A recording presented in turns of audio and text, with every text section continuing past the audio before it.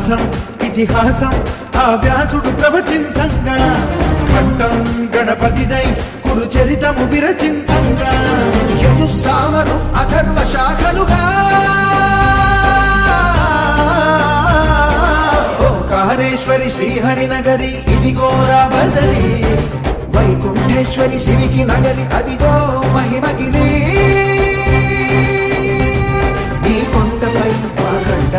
ఆ విష్ణు పాదమే వెలసింది వేదాలనే విభజించిన శ్రీ వ్యాసపీఠమై విరిసింది కనకనంద జల సంగీతం శ్రీహరి నామం కృష్ణకుండ జలధారలలో హరిభక్తుల స్నానం జ్ఞానం మోక్షం వసగే వైకుంఠ